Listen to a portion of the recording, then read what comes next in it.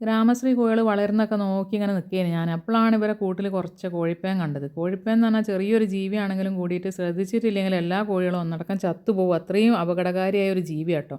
അപ്പോൾ കോഴിപ്പേൻ കോഴിൻ്റെ മേലൊക്കെ കണ്ടിട്ടുണ്ടെങ്കിൽ നമ്മൾ അതിൽ മരുന്നിൽ മുക്കിയെടുക്കും, അല്ലെങ്കിൽ പൊറോണ തുള്ളി മരുന്ന് ഇട്ടിച്ച് കൊടുക്കുകയൊക്കെ ചെയ്യും. പക്ഷേ കൂട്ടിൽ നിന്ന് കോഴിപ്പേൻ പോകണമെങ്കിൽ മരുന്നിട്ടിച്ചാലും ചെതൽപ്പൊടി ഇട്ടാലും ഒന്നും പോകില്ല. കൂട്ടിൽ നിന്ന് ഒരൊറ്റ ദിവസം കൊണ്ട് കോഴിപ്പേനെ മൊത്തം എങ്ങനെ പോക്കുക എന്നുള്ളതാണ് ഈ വീഡിയോയിൽ കാണിച്ചു തരുന്നത്.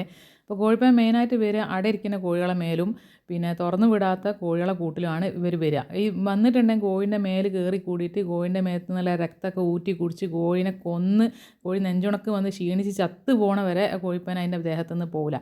അപ്പോൾ അതിനെ എന്തായാലും പൂർണ്ണമായിട്ട് നശിപ്പിക്കണം. അപ്പോൾ നമ്മളിന്ന് പൂവന്മാരൊന്നും വിട്ടിട്ടില്ല, 3 പൂവന്മാരെയും വിട്ടിട്ടില്ല.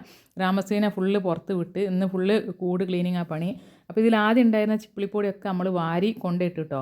ഇത് നിറച്ച് ചിപ്പിളിപ്പൊടി നമ്മൾ ആഴ്ചയിൽ മാറ്റി കൊടുക്കലും ഇളക്കി കൊടുക്കലൊക്കെ ഉണ്ട്. എന്നിട്ടും കോഴിപ്പേൻ വന്ന് അതിൻ്റെ കാരണം എന്താ വെച്ചാൽ കുറേശ്ശെ നനഞ്ഞിട്ടുണ്ടായിരുന്നു ചിപ്പിളിപ്പൊടി. വെള്ളം വെച്ച് കൊടുക്കണോണ്ടാട്ടോ.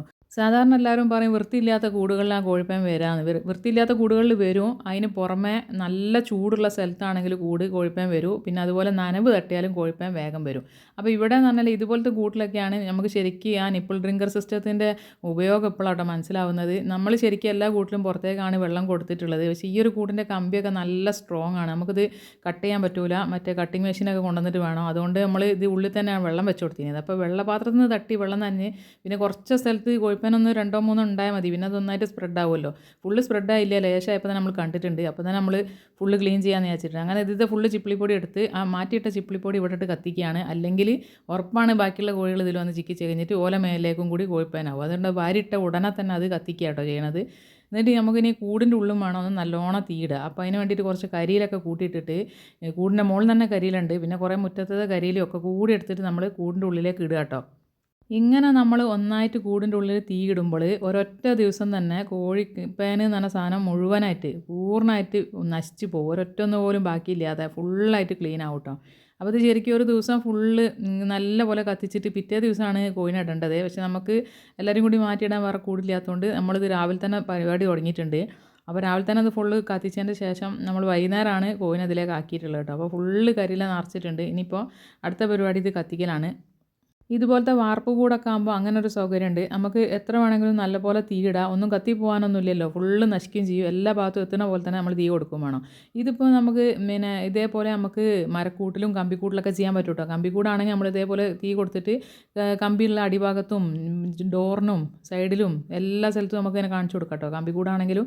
പിന്നെ അതുപോലെ മരക്കൂടാണെങ്കിലും ഇതേപോലെ നല്ലോണം തീ പാളിച്ചിട്ട് ഒന്ന് തീ പാളിച്ച് ഇങ്ങോട്ട് എടുക്കുക. തീ ഇട്ടിട്ട് പോരാൻ പറ്റില്ല. ഒന്നായിട്ട് നമ്മൾ കയ്യിൽ ചൂട്ടടിച്ച് ഫുള്ള് കാണിച്ചു കൊടുത്താൽ ഒരൊറ്റ കോഴിപ്പേൻ പോലും ഉണ്ടാവില്ല കേട്ടോ. നല്ല പൂർണ്ണമായിട്ട് വൃത്തിയാവും. അങ്ങനെയാണ് കോഴിപ്പേൻ ശരിക്ക് ചെയ്യേണ്ടത്. അത് കോഴിപ്പേൻ ഉണ്ടെങ്കിലും ഇല്ലെങ്കിലും ഒക്കെ പണ്ടുള്ളവരൊക്കെ ആഴ്ചയിൽ ഒരു ദിവസം അങ്ങനെയൊക്കെ ചെയ്തു പോകുന്നുണ്ട്. ഇനിയിപ്പോൾ നല്ല വേനലാണ് വരാൻ പോകുന്നത്. കുംഭമാസം വരാനായി. അപ്പോൾ ഇനിയിപ്പോൾ അട വെക്കണ കോഴികൾക്കൊക്കെ കോഴിപ്പേൻ വരാനുള്ള സാധ്യത കൂടുതലാണ്. അപ്പോൾ ഈ അടക്കോഴികൾക്ക് കോഴിപ്പേൻ വന്നാൽ എന്താ ചെയ്യേണ്ടതെന്നുള്ളതൊക്കെ നമ്മൾ മുന്നത്തെ വീഡിയോയിൽ പറഞ്ഞിട്ടുണ്ട്. അടക്കോഴിനെ കോഴിപ്പേൻ വന്നിട്ടുണ്ടെങ്കിൽ ആ കോഴിനെ ആദ്യം എടുത്ത് മാറ്റിയിട്ട് അതിന് മരുന്നൊക്കെ അടിച്ചു കൊടുത്തതിൻ്റെ ശേഷം പിന്നെ ഓരോരോ കോഴിമുട്ടയും അവിടെ നിന്ന് എടുത്തിട്ട് പിന്നെ ആ കൂട്ടിൽ വീണ്ടും അട വെക്കരുത്. നമ്മൾ വേറൊരു കൂട്ടിലേക്ക് മാറ്റി അട വെക്കണം. അത് രാത്രി മാറ്റി അട വെക്കണം. അല്ലെങ്കിൽ ചിലപ്പോൾ കോഴി ഇരുന്നില്ല എന്ന് വരും. വിരിയൊക്കെ ചെയ്യും, വിരിയാതൊക്കൊന്നുമില്ല. നമ്മൾ മരുന്നിൽ മുക്കിയെടുത്തതെന്ന് വെച്ചിട്ട് ഇതാവുന്നില്ല. മരുന്നിൽ മുക്കിയെടുത്ത കോഴിനെ ബൾബിൻ്റെ ചോട്ടിൽ വെച്ച് കൊടുത്താൽ അത്രയും നല്ലത്. വേഗം ഉണങ്ങി കിട്ടും. ഒരു ചെറിയ കാർഡ്ബോർഡ് ബോക്സിൽ ബൾബ് ഇട്ടിട്ട് അതിൽ വെച്ച് കൊടുക്കുക. അങ്ങനെയൊക്കെ ചെയ്യാം കേട്ടോ. ഇനി വല്ല പോറോൺ ഇട്ടിച്ച് കൊടുത്താലും മതി. പക്ഷേ നമുക്ക് ഈ 2 മരുന്നും ചിലപ്പോൾ എഫക്റ്റ് ആവില്ല. അപ്പോൾ നമ്മൾ വേറൊരു മരുന്ന് ഉപയോഗിക്കലുണ്ട് കേട്ടോ. കോഴിപ്പേനെ കണ്ട് കഴിഞ്ഞിട്ടുണ്ടെങ്കിൽ നമ്മൾ കൂട് ക്ലീൻ ആക്കൽ നിർബന്ധമാണ്. ഫുള്ളായിട്ട് നമ്മൾ നശിപ്പിക്കണം. കൂട് മാത്രം ക്ലീൻ ആക്കിയാൽ പോരാ, കോഴീൻ്റെ മേലുള്ളതും ഫുള്ളായിട്ട് നമ്മൾ ഒഴിവാക്കണം കേട്ടോ. എന്തായാലും മരുന്നിലൊക്കെ മുക്കി ക്ലിയർ ആക്കണം. അപ്പോൾ ഞാനിപ്പോൾ കൂട്ടിലാണ് കണ്ടത്, കോഴീൻ്റെ ദേഹത്ത് കണ്ടിട്ടില്ല. എന്നാലും എല്ലാവരും പിടിച്ച് ചെക്ക് ചെയ്ത് നോക്കിയിട്ടുണ്ട്. അങ്ങനെ നമുക്ക് കോഴിൻ്റെ മേലേക്ക് കണ്ടിട്ടില്ല, എല്ലാവരും നോക്കിയിട്ടുണ്ട്. എന്നാലും കൂടൊക്കെ നല്ലോണം നമ്മൾ കത്തിച്ചിട്ടുണ്ട്. ഇങ്ങനെ തീ പാളിച്ചാൽ ഒരൊറ്റ ദിവസം കൊണ്ട് തന്നെ ഇതിൻ്റെ ശല്യം ഇല്ലാതാവും കേട്ടോ. അപ്പോൾ നമുക്ക് കോൺക്രീറ്റ് കൂടാണ്ട് ഇങ്ങനെ ഇട്ടിട്ട് പോകാം. മരക്കൂടൊക്കെ ആണെങ്കിൽ ഇങ്ങനെ കാണിച്ചു കൊടുക്കാനേ പറ്റുള്ളൂ. തീ ചൂട്ട് കാണിച്ചു കൊടുക്കാൻ പറ്റുള്ളൂ. മരക്കൂടിൻ്റെ അടിയിലൊക്കെ ഇങ്ങനെ ചൂട്ടാക്കി കാണിച്ചു കൊടുത്താൽ നല്ലതാട്ടോ. മൊത്തം നശിച്ചു പോകും. ഇതിലും നല്ലൊരു വഴി വേറെ ഇല്ല വരെ നശിപ്പിക്കാനായിട്ട്. ഒന്നായിട്ട് ഫുള്ള് കരിഞ്ഞു പോകും. ഇത് തീ പാളിച്ച് കഴിഞ്ഞ് ഇത് ഫുള്ള് ആറിക്കഴിഞ്ഞതിൻ്റെ ശേഷം നമുക്ക് ഇതിൽ കുമ്മായം കൂടി ഇട്ട് കൊടുക്കാണ്ട് കേട്ടോ. എന്നാലേ ശരിക്കും പൂർണ്ണമായിട്ട് അണുനശീകരണം വരുള്ളൂ. അപ്പോൾ ഇത് ഫുള്ള് കത്തി കഴിഞ്ഞ് ചാരായതിൻ്റെ ശേഷം നമ്മൾ വൈകുന്നേരം ഇത് മാറ്റിയിട്ട് ഇതിൽ കുമ്മായം ഇട്ട് കൊടുക്കുന്നുണ്ട് കേട്ടോ. ഇനിയിപ്പോൾ അങ്ങോട്ട് നല്ല വേനൽ തന്നെ വരാൻ പോകുന്നത്. അപ്പോൾ ഈ തുറന്ന് വിടാത്ത കോഴികളുള്ള കൂട്ടിൽ, പ്രത്യേകിച്ച് മരക്കൂട്ടിൽ എല്ലാവരും ശ്രദ്ധിച്ചോളി. ഈ കോഴിപ്പൻ വന്ന് കൂടാനുള്ള സാധ്യത വളരെ കൂടുതലാണ്.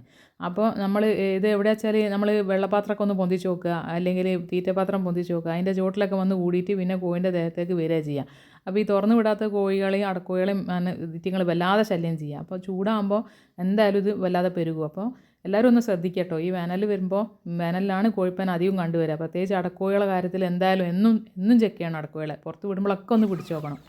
അങ്ങനെ വൈകുന്നേരത്തോടു കൂടി നമ്മളെ തീയൊക്കെ കെട്ട് ചാറായുണ്ട്. അപ്പോൾ ഇതൊക്കെ വാരിയതിൻ്റെ ശേഷമാണ് നമ്മളിനി കുമ്മായിടാൻ പോകണം. പിന്നെ ചാരം എന്ന് പറഞ്ഞാൽ കോഴികൾക്ക് വളരെ നല്ലതാണ് കേട്ടോ. ചാരത്തിൽ കുളിച്ചാലൊക്കെ ഇവർക്ക് വളരെ നല്ലതാണ്.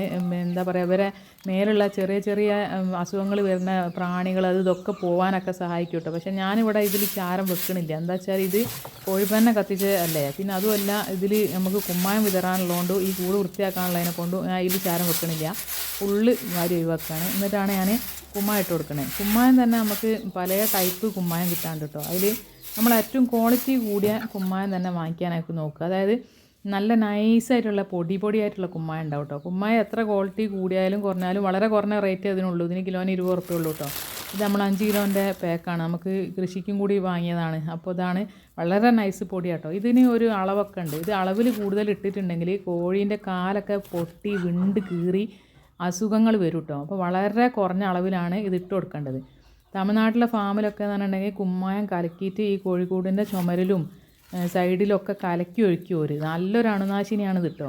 അപ്പോൾ നമ്മൾ വളരെ നേരതാക്കിയിട്ടാണ് കുമ്മായം ഇട്ട് കൊടുത്തിട്ടുള്ളത്. അതിൻ്റെ മേലെ നമ്മൾ പുതിയ ചിപ്പിളിപ്പൊടി ഇട്ട് കൊടുക്കുക കേട്ടോ. ഇങ്ങനെയൊക്കെയാണ് നമ്മളെ കൂടിൻ്റെ ക്ലീനിങ് ഇന്നത്തെ.